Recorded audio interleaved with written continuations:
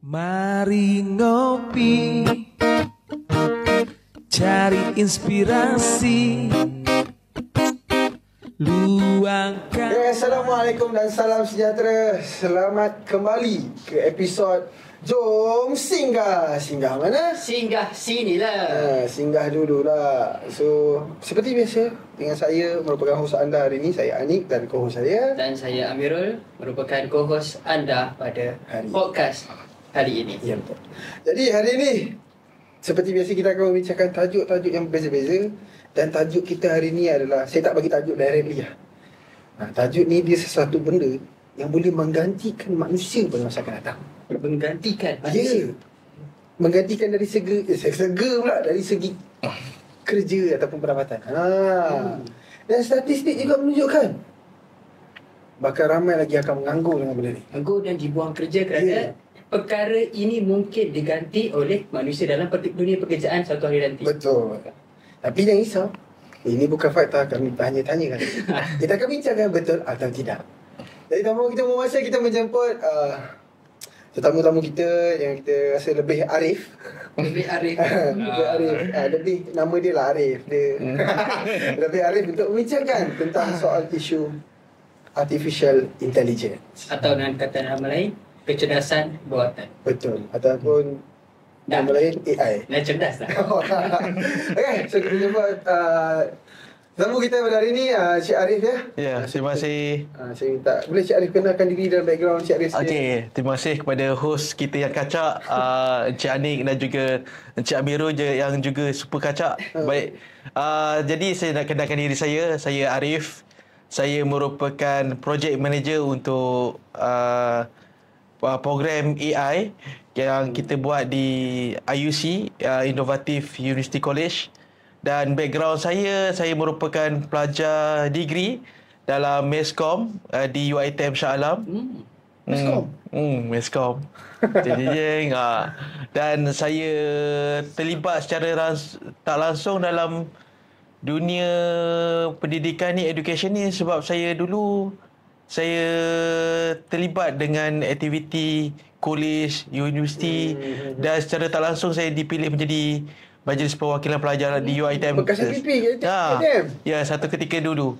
Dan daripada situlah terdetiknya nak ingin terlibat dalam bidang education. Hampir 10 tahun lah. Dalam banyak institusi saya dah join, dan yang latest adalah di IUC lah, insyaAllah. Pertama kita merupakan seorang yang ada pengalaman dalam dunia pendidikan selama 10 tahun, guys. Bukan sahaja mahir dalam dunia pendidikan, malah beliau juga merupakan bekas pemimpin pelajar ketika dahulu, dan kini bergiat dalam dunia pendidikan di IUC menjadi sebagai pensyarah atau project manager. Project manager. Betul. Dalam bahagian AI. Maksudnya dalam projek AI inilah. kita mungkin kena pastikan adakah ini manusia betul atau AI. Saya rasa ni robot ni. Mungkin dia dah buat robot AI. Saya pernah tengok muka dia ni. Macam biasa digunakan dalam AI. Seterusnya kita jumpa tetamu kita kedua, iaitu Dahlan. Okay, nama saya Dahlan, awak dalam MED. So, yang saya start kat sini. Start di IUC. Okay, merupakan graphic design and video editor kat sini. So, dia kaitan dengan AI. Mungkin ada. Dan juga dia merupakan bakal pelajar kita dalam program AI at the Workplace untuk first batch pada bulan Disember ni 2025. Penat dia belajar graphic design dengan editing. Lalu belajar AI buat AI. Lebih tapi tak mudah. Kita akan tanya dulu. Pada hari ni kita ada project manager dan juga kita ada bakal pelajar untuk batch yang pertama. Betul. Okay, so soalan pertama seperti biasalah, kita nak minta Cik Arif memperkenalkan projek AI tu yang Cik Arif buat dekat IUC lah. Baiklah, untuk firstly untuk program ni, projek ni sebenarnya program short course, kita panggil short course AI at the Workplace ni sebenarnya dibangunkan untuk membantu semua lapisan, hampir semua lapisan, termasuk golongan profesional, golongan pendidik, golongan pentadbir dan juga pelajar-pelajar dalam membantu menghasilkan kerja yang lebih proaktif, produktif dan lebih efektif. Maksudnya sebenarnya saya nak betulkan sedikit lah. Tadi host kata AI menggantikan manusia. Sebenarnya tidak, bukan. Sebenarnya AI ni bukanlah menggantikan manusia, tapi istilah yang sebetulnya adalah AI ni untuk membantu kita sebenarnya menghasilkan kerja yang lebih baik. Dan matlamat kami juga adalah untuk memastikan golongan pekerja sekarang ni ataupun golongan belia lebih bersedia dengan AI, sebab sekarang ni dunia AI dah, kita kena selari dengan dunia AI lah maksudnya, sebab kita mau lebih maju, lebih digital, dan kita kena bersiap sedia lah untuk menempuh dunia akan datang. Betul. Kiranya AI ni pun skill AI ni sebenarnya adalah nilai tambah dalam resume, betul. Untuk membantu kita dalam kerja pun membantu, sangat-sangat membantu sebenarnya. Saya tak nafikan lah. Sebenarnya saya pun AI. Tapi kita akan minta penonton cuba judge kira ni sebenarnya video ni real ke AI? Real ke fake? Real ke pakai? Sebab saya suka dengan perkongsian Cik Arif tadi. Dia tegas mengatakan bahawa AI ini bukanlah pengganti kepada pekerjaan manusia, tetapi ia menambah baik pekerjaan manusia ataupun pekerja-pekerja pada hari ini dan juga pada akan datang. Cuma soalan saya, Cik Arif, adakah program AI ini adalah short course ataupun kita ada diploma, degree atau macam mana? Sebenarnya program ni sebenarnya adalah short course. Dia hanya 2 hari saja secara online. Maksudnya dia melibatkan hari weekend, Sabtu dan juga Ahad, daripada pukul 9 pagi sampai pukul 2 petang. Maksudnya bila online tu InsyaAllah lebih mudah lah sebenarnya untuk manusia, untuk kita ni ataupun prospek untuk menghadirkan diri dalam program tu. Dan dalam 2 hari yang kita belajar tu sangat-sangat mampan lah, padat orang kata. Kita belajar macam banyak jenis tools yang kita pakai, macam Canva AI, Gemini dan juga ChatGPT dan juga sebagainya. Dan material pun disediakan oleh kita punya tenaga pengajar lah, iaitu trainer kita yang berpengalaman maksudnya. So untuk short course ni Cik Arif, belajar kita dengar tadi 2 hari saja. Betul. So untuk 2 hari tu berapa yang kita perlu keluarkan ataupun berapakah iuran dia? Okey, sebenarnya kalau diikutkan harga asalnya 1,800. Tapi untuk yang first batch ataupun yang intake yang terdekat ini kita kurangkan jadi 600 saja. Jadi harga tu semampu milik dan berpatutan. RM600 untuk 2 hari. 2 hari, ya. Macam pembelajaran. Betul. Software yang belajar. Betul. Kiranya kalau nak dibandingkan dengan program-program kat luar sana, memang ada sampai 2,000 lebih, 3,000, 4,000 pun orang sanggup pergi. Sebab mata nak menambah nilai skill AI. Sebab AI ni sebenarnya membantu dalam rutin harian kerja kita. Macam buat minute meeting, presentation, summary ataupun report, dan juga apa sahaja yang kita perlukan dalam waktu yang terdekat, memang dia akan hasilkan dalam setengah jam, 10 minit dah siap dah. Kalau minute meeting tu kita kan selalu dengar ulang balik nak tulis satu-satu, take time kan. Dengan AI ni kita masuk je dah siap. Cumanya kita edit sikit lah. Kita record voice, boleh masuk, and then jadi. Betul. Dan kita cuma edit sikit-sikit lah. Mungkin ada salah susunan ayat dan juga sebagainya. Itulah. Terima kasih Cik Arif. Kita berbalik kepada Cik Dahlan. Jadi soalan saya Cik Dahlan, sebenarnya kenapa Cik Dahlan nak sertai program AI ini dan menjadi pelajar pertama, batch yang pertama? Dan adakah program ini mampu membina karier Cik Dahlan pada akan datang? Okay, so untuk saya program AI ni sebenarnya bagus. So like macam for me, kalau macam daripada aspek design, untuk buat video apa semua, AI ni sebenarnya bukan nak menggantikan kita sebagai manusia untuk buat design ni, tapi dia nak memudahkan kita. So like Senang kerja awak. So jadi jadi bagi kurangkan sikit gaji kalau ada. yalah, I mean like macam, so ada certain design, so like macam dia akan complicated. So kita nak mudahkan benda tu, macam contoh ada AI, dia boleh kecilkan file ke apa semua untuk replacekan data-data dalam editing tu supaya dia lagi kecil. Dia bukannya completely replace human ni, sebab kita still perlukan knowledge kita sendiri untuk buat design apa semua. Sebab AI ni pun manusia yang buat. So kita just nak gunakan dia untuk memudahkan kerja kita. Something like that. Uish, banyak juga sebenarnya AI ni membantu. Jadi untuk Cik Dahlan lah, sebagai seorang pelajar batch pertama, apakah harapan Cik Dahlan untuk kelas yang Cik Dahlan akan masuk? So harapan saya lebih tahu untuk AI ni, kita tahu dia ada prompt. So dengan masuk kelas yang semua ni kan, so kita tahu cara untuk gunakan AI ni dengan lebih betul. Sebab ada certain part kita guna AI tapi kita tak tahu cara penggunaan yang betul dia. Prompt dia betul ke tak apa semua. Untuk penggunaan AI kita memerlukan prompt. Betul. Sebab yang tenaga pengajar kita pun dia akan ajar kita cara prompt yang betul. Sebab sebenarnya kalau kita masuk macam ayat normal kan, dia mungkin AI tu akan bagi ayat bahasa level-level sekolah rendah, sekolah menengah. Tapi kalau seandainya kalau kita masukkan prompt yang betul, apa yang kita adalah teknik-teknik dia kan, sebenarnya itu yang lainnya daripada program yang lain kat luar sana.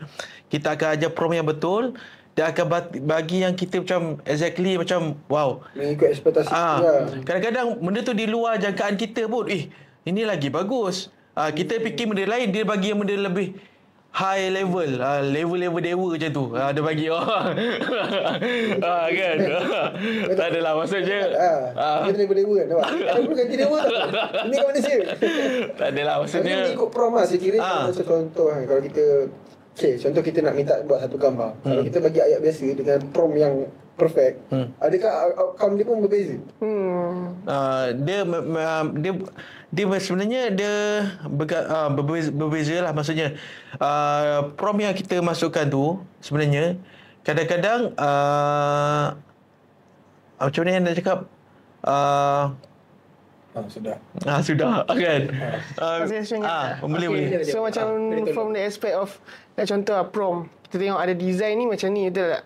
So dengan penggunaan prompt macam contoh, kita tengok orang ni orang yang biasa, yang dia kata dia boleh replace AI, replace human, dengan orang yang ada knowledge about AI and in the same time dia ada special design.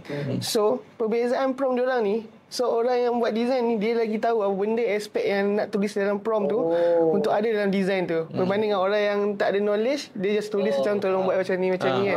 So outcome dia akan beza.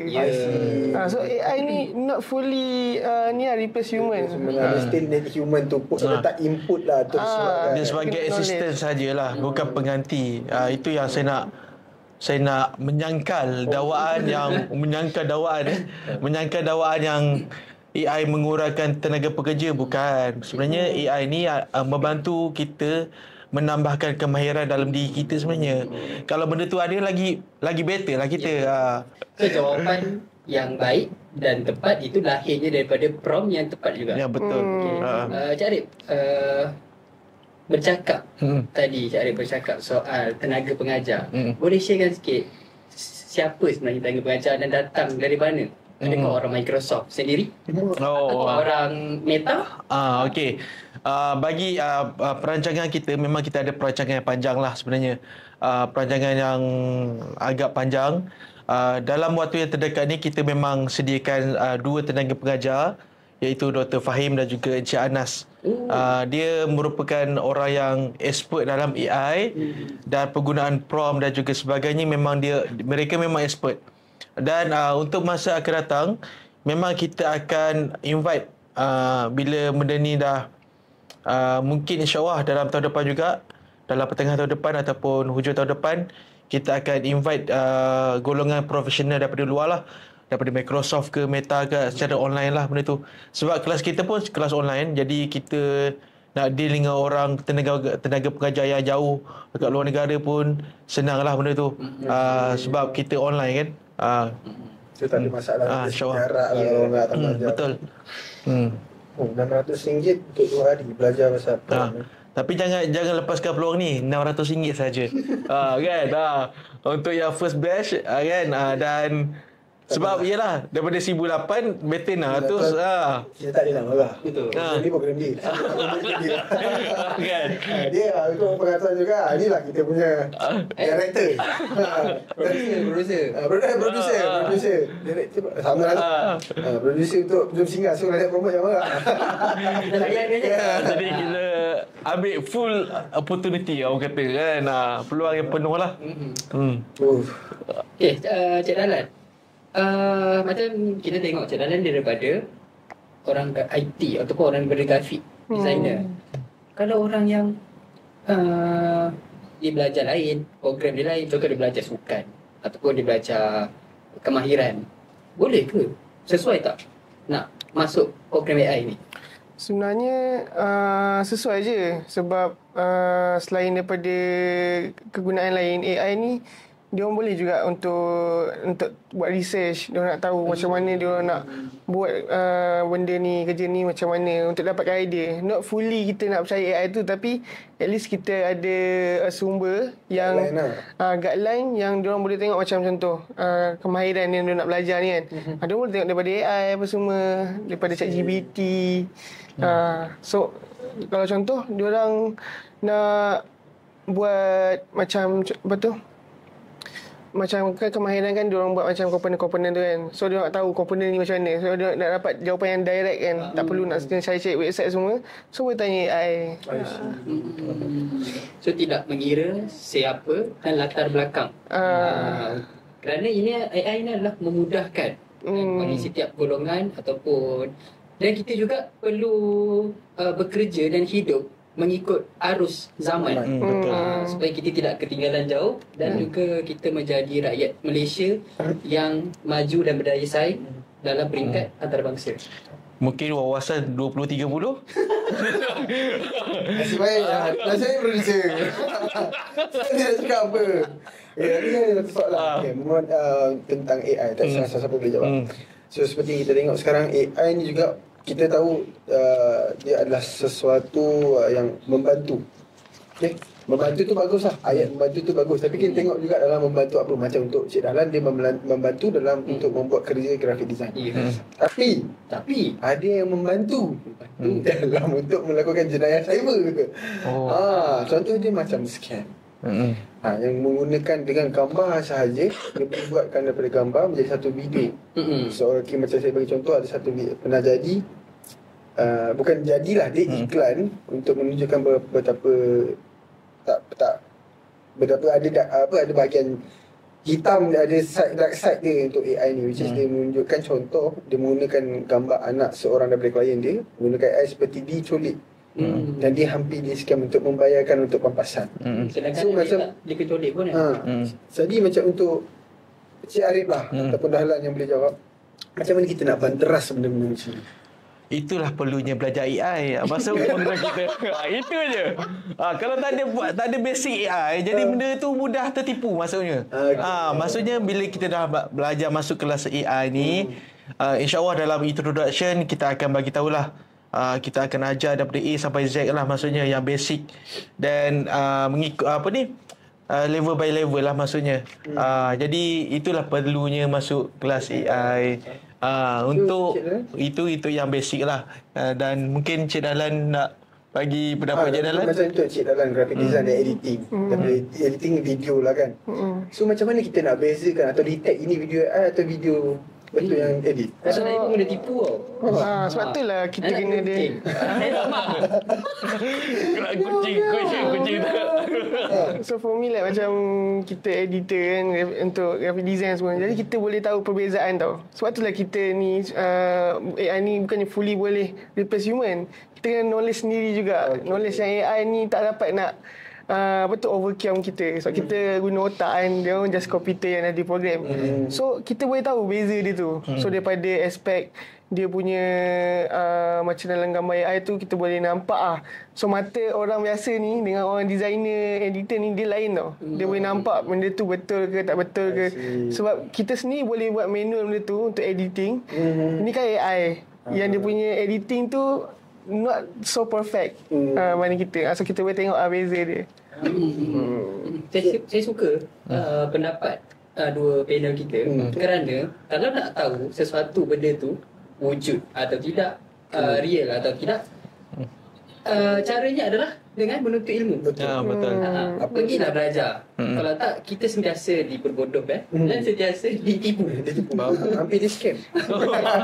Setiap hari. Jadi untuk AI ni kan, okay lah, untuk Encik Arif sebagai seorang project manager AI, Faham? saya daripada ChatGPT, Gemini ataupun baru-baru ni yang famous untuk video Sora. Okay, untuk Cik Arif sendiri, ada tak Cik Arif nak wujudkan satu aplikasi AI yang boleh fight among ChatGPT ataupun sebaris dengan medium yang ada sekarang? Buat masa ni memang saya tak terfikir langsung. Sebab saya nak menjayakan nak pakai application apa yang ada sekarang ni, dan insyaAllah in the future tu mungkin saya akan discuss dengan pihak trainer ke dan juga pihak manajemen untuk mengusulkan idea yang benar jugalah yang tadi. Dengar dia tergagap-gagap. Dia tak terfikir. Tak terfikir. Saya kira kan soalan tu soalan fakta atau otak. Tu nanti. Ada. Ini episod dia kot. Saya haus ni. Macam saya kan, saya pengguna AI. Paling kerap saya guna adalah ChatGPT. Sampai saya subscribe lah. So saya pernah macam terdetik ada AI untuk macam ChatGPT, bertanyakan soalan, buat research. Ada AI untuk buat video, ada AI untuk ni. So selain daripada semua ada tak ataupun pendapat mereka mesti macam nak buat AI tapi untuk something else? Faham tak? Contohnya macam kalau AI untuk kira-kira matematik, ChatGPT boleh buat. Macam video Sora boleh buat. Kalau macam untuk macam untuk something else lah yang tak pernah wujud tapi kita macam buat satu AI, faham tak? Dia guna AI Prom je lah. Something tu apa? Pakai ChatGPT untuk buat AI baru. Tapi sekarang ni pun dah ada AI tu editing kan, betul? Ada editing editing, buat short video, ada. Presentation, semua dah ada. Itulah, ingatkan nak gantikan graphic designer lah kot. Tapi setiap kali Cik Lala jawab mesti AI tak boleh ganti manusia. Sebab dia takut kejayaan ni. Itulah, saya pun tak mungkin sekarang ni pun dah merakumi semua dah kot rasanya. Mungkin lah. Mungkin tenaga pengajar Cik Arif pun boleh ganti.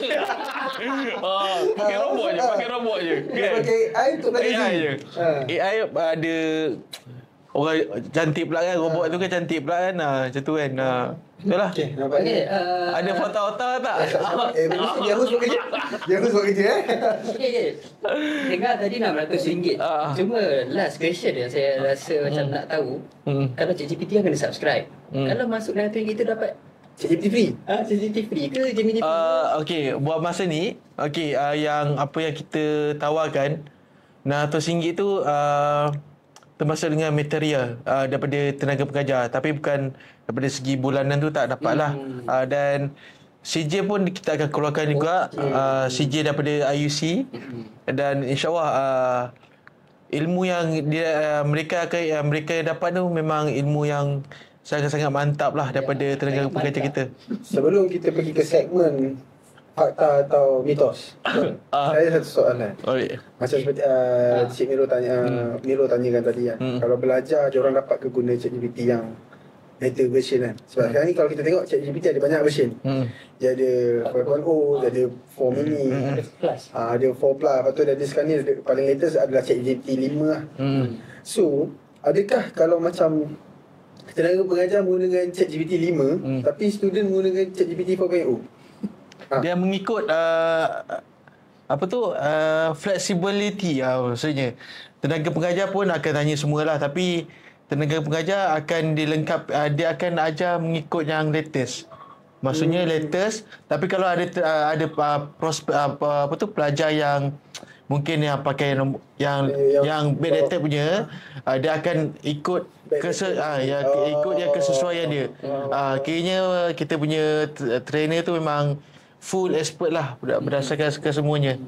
Tapi okey je kalau tenaga pengajar tu pakai yang paling latest sekalipun, tetapi pelajar menggunakan yang backdated. Pelajar boleh compare apa yang dia ada dengan apa yang terkini. Jadi mungkin dengan cara tu lah pelajar tu akan subscribe. Betul. Aku marketing tu ChatGPT. Sebab dan dalam AI ni pun saya just nak bagi sikit lah.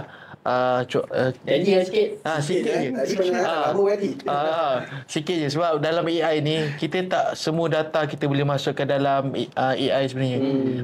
Itulah disebabkan kita ada satu modul dalam kita punya program tu, data security. Maksudnya tak semua data kita boleh masukkan. Contohnya data peribadi kita, macam IC ke apa benda, jangan masukkan. Bila kita masukkan, orang lain boleh access benda tu. Senang-senang je dalam seluruh dunia boleh access benda tu. Sekarang bukan IC, gambar muka pun tak boleh lah. Dah takut masuk. Zaman dulu takut upload gambar sebab benda-benda mistik. Betul. Sekarang ni benda teknologi. Copy paste je kan? Bahaya. Semua dia mungkin orang kata santam moden. Okay, nampaknya kita boleh masuk ke segmen. Kan ada soalan lagi? Ada. Kita terus ke segmen atau mitos Okey, untuk soalan yang pertama yang kita tanya tetamu yang pertama, Cik Arif. Betul atau fakta atau mitos bahawa nak belajar AI mesti kena ada komputer canggih dan mahal? Mitos. Jawab. Okey. Okey. Cik Dalan, AI ni program yang susah nak lulus sebab semua program ataupun belajar pasal coding je.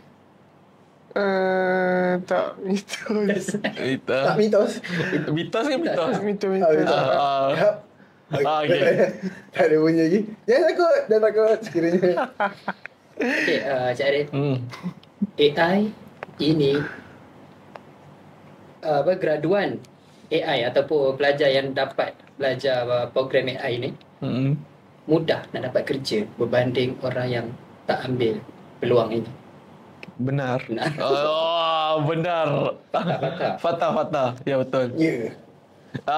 Betul. Jadi, awak carilah soalan. Saya pun tak tahu nak tanya sebenarnya. Okay, saya dah tanya 3. So saya kena tanya 3 lah. Soalan ni akan tanya soalan yang lebih berat. Yang mungkin memerlukan prompt. Okey. Untuk graduan untuk program AI, adakah ia lebih peluang mendapat kerja mereka lebih tinggi berbanding yang tak ambil AI? Fakta atau mitos? Fakta. Oh, okey. So yang kat luar sana tak ada kerja dia ambil AI. Betul. Oh, ada lagi? Mitos ni. Fakta. Sudah. Tak nyala tu. Okay. Sekejapnya. Abang, saya tengah riki soalan pada saya mesti meletup. Aduh, hai. Okay. Sabar ya. Faham. Banyak soalan susah ni. Takut pula nak tanya. Okay. Dalan. Dalan So projek kerja. Okay. AI tak boleh membuat silap kerana dia ada data dan logistik yang betul. Mitos. AI tak dendam yang meletup. Soalan terakhir saya.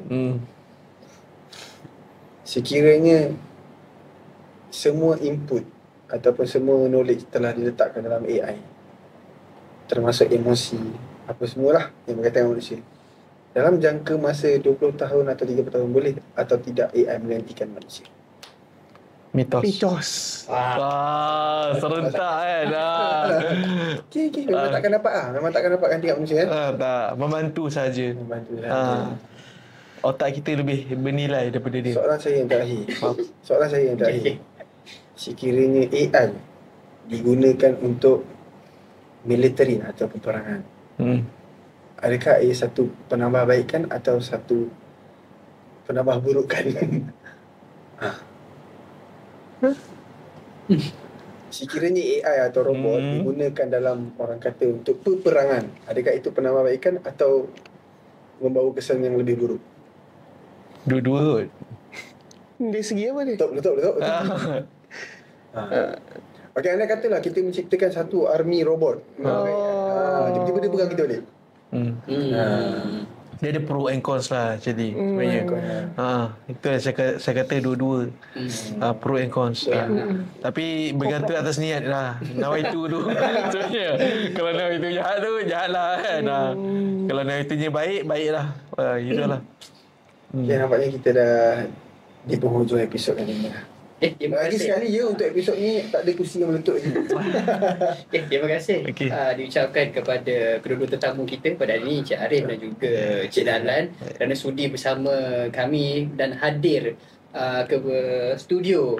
Jom singgah dan menjadi tetamu yang istimewa dalam episod kali ini. Baik, kita tutup. Okey, betul lah. So ada kata-kata akhir untuk para penonton sebelum kita tutup. Promote time. Okey. Bukan tadi. Okey, saya nak promote lah, ambil kesempatan ni. Ambil kesempatan, ambil peluang penuh ni.